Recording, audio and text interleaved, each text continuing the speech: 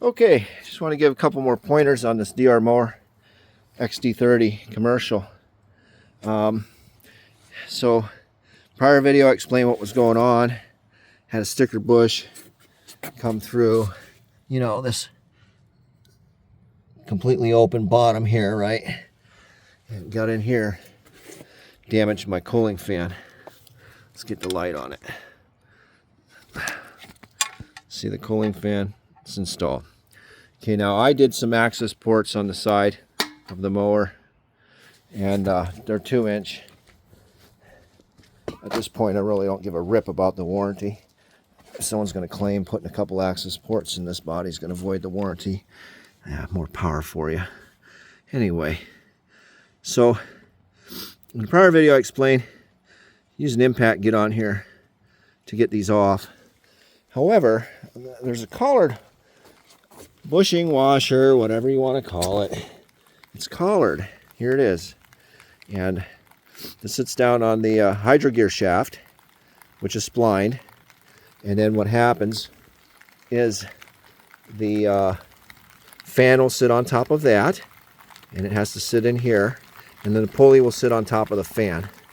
Okay, but you can get a wrench on here so that you can hold this right from underneath. You have to get a stubby or something short, because you got to be able to get underneath this fan assembly. Okay, you'll see, you get in there, it's hiding, and then you can, you know, take off your fan without having to make the access holes. If you want to bust your knuckles, go ahead. I put the access holes in so that I could use an impact to remove them. Now, I didn't use an impact to put them on, and didn't need to, but to get them off, they were pretty tight, even though I think they're supposed to be about 50 foot-pounds, if I remember right, in the torque specs. But anyway, here's my solution. There we go. Oh, look at that. We got a little more cooling going on here now. And hopefully that'll help keep this hydro drive cooler, the system. Like I said, I am going to make I'm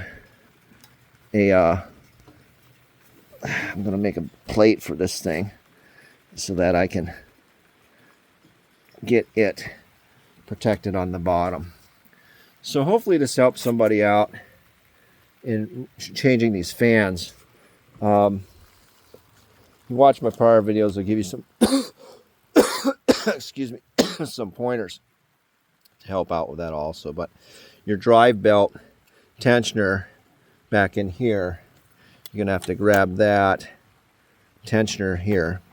You'll see it there, and then you're gonna pull that over to loosen your drive belt, and then you got your mower deck belt on top. Okay, so not too difficult, and there you have it. I'll probably do another video. Actually, I will, when I get the plate for the bottom of this assembled and manufactured. I'll make something and get it done. That'll be my final video on that. Over now.